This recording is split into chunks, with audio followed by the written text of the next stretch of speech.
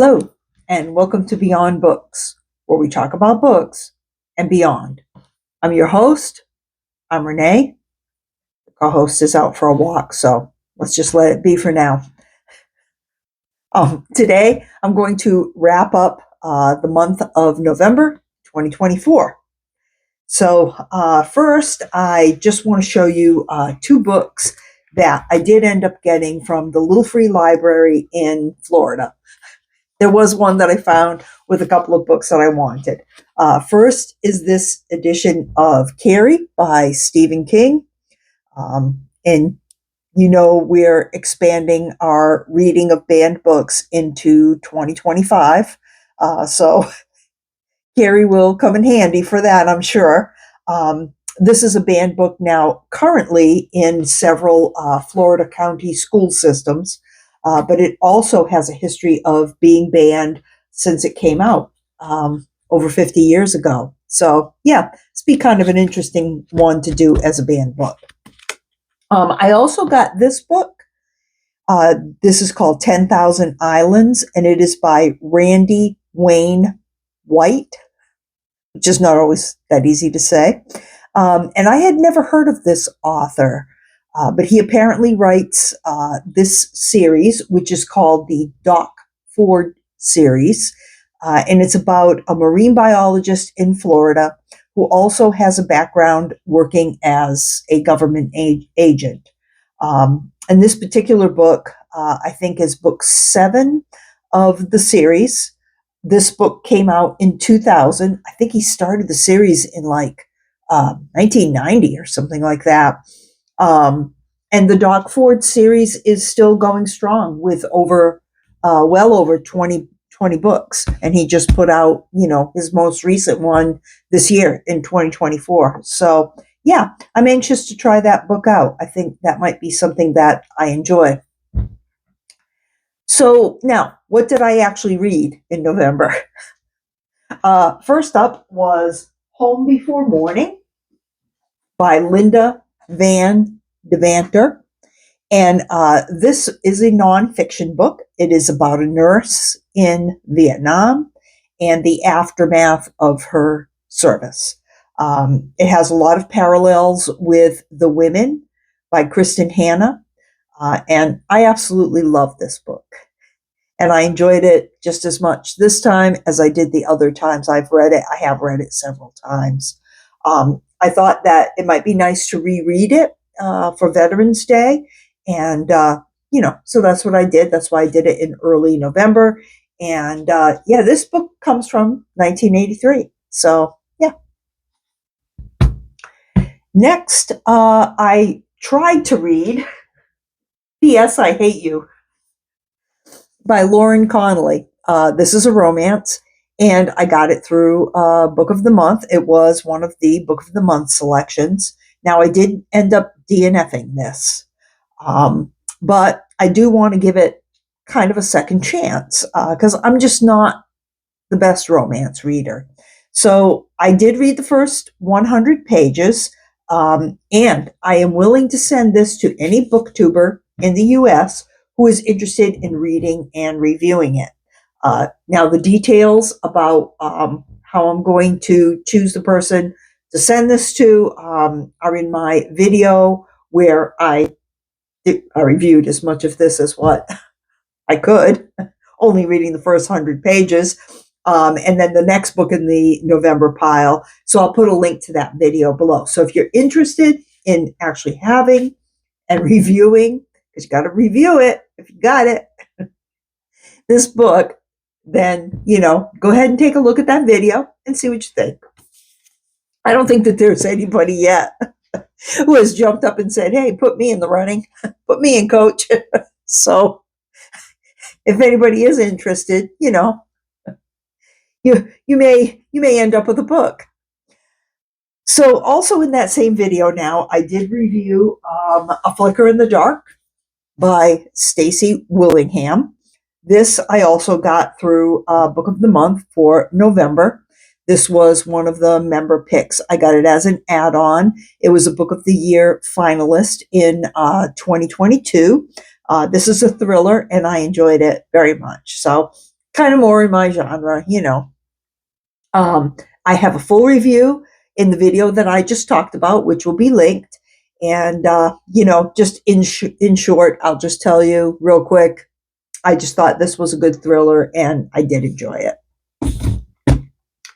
Next was something on my Kindle, and that is a book by Fredrik Backman.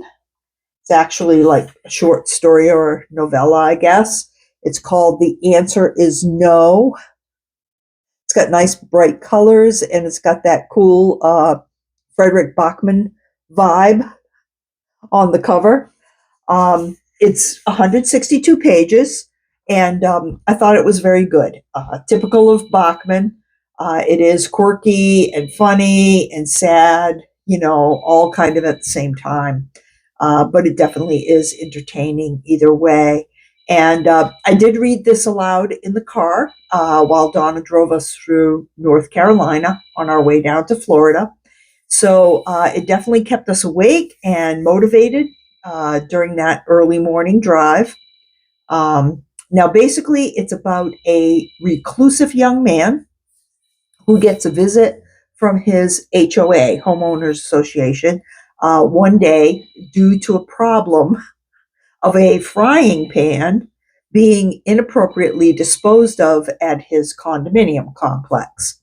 So now, because that's happened, he ends up being drawn into the drama, and you know, nothing starts to really make sense as everyone tries to investigate why this frying pan was thrown away inappropriately, who did it, what kind of rules the HOA should have around these kinds of things, and who should investigate it. It goes on and on, but it is good for a laugh, especially for those who live somewhere where there's an HOA, which I happen to. Now, this book is free on Amazon. If you have like the Prime reading, I mean, I don't know that much about it. Apparently, I have it, so good for me. I'm not sure how it works, but anyway, if you have Prime and you're on Amazon ordering stuff anyway, you might take a look and, you know, if you're interested, see if you can find this. And yeah, you'll probably get it for free, I guess. You just say that you want it and download it. So I've gotten so many good books that way. It's kind of nice. You should get something for all you pay for Prime, right? So last, excuse me. That would be okay. Okay, last is a book that, seriously, in all, is probably the best book that I've read this year. It is shocking. It is emotional. It is heartbreaking. It is exquisitely written. It is unforgettable. And that book is The Nickel Boys by Colson, Whitehead. This is the story of a boys' reform school in Florida in the 50s and 60s. There's the author there. And in this novel, of course, it's a fictitious school, and it's called the Nickel Academy. And so that's where they get the title from. However, it is modeled after an actual school in Florida that was called the Dozier School for Boys, and it was located in the Panhandle area. And then later another one was opened in Okeechobee, which is a place that is in the central area of the state. Now, the school was open. The actual school, Dozier, was open for over 100 years, even though there were claims of rape, torture, beatings, and general mistreatment of the boys. Now, I say boys. There were mostly boys, although I do think there were some girls that were sentenced there as well. So finally, in 2009, after all of the complaints, a full investigation of the school was ordered by the governor, and eventually 55 graves were found on the grounds of Dozier. The school was, by then closed down, and then later another 27 grave sites were discovered. I remember when all of that happened in Florida. I was living there at the time. So, how can this happen? I mean, that would be the first question I think that anybody would ask. Didn't anyone miss these boys? I mean, they were killed on the grounds of what is supposed to be a reform school. That's not part of reform to, kill people. So what the story is that many of the boys at the school were orphans. And so officials at the school told, any relatives that they did have who might inquire about their family member, they would say that they ran away. The students were sent there from around the state. Florida is a big state, and many of the families didn't have the money to visit. It was a hardship to get there. And they didn't probably have the money for any appropriate representation, even if they did suspect any kind of foul play or anything like that. So there are survivors of the actual Dozier School. Many are my age or older. When everything started coming out in the news, they were interviewed. And I remember reading a very long investigative piece of journalism in the Tampa Bay Times, which Tampa Bay Times actually does a fine job with their investigative journalism. And I remember that story very well about Dozier. Now, the stories of these men who they interviewed became the basis for this fictitious story that was written by Colson Whitehead.